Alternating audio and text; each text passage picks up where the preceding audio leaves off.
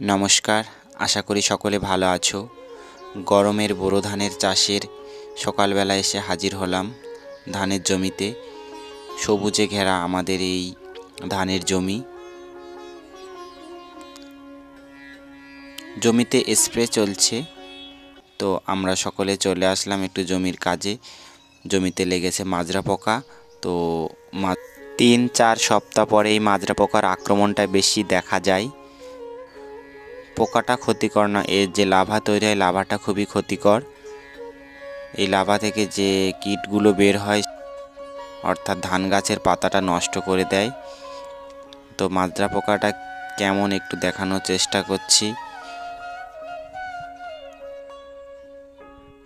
সেটাকে হাতে নিয়ে দেখালাম, এটা সাদাটে টাইপের।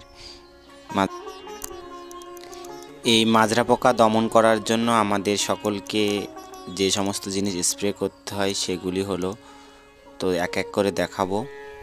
প্রথমে যে কাঁকড়া মারার তেলটা থাকে অল্প পরিমাণে দিতে হবে। স্প্রে ড্রামে আমার মামা সেগুলিকে মিক্সচার করছে।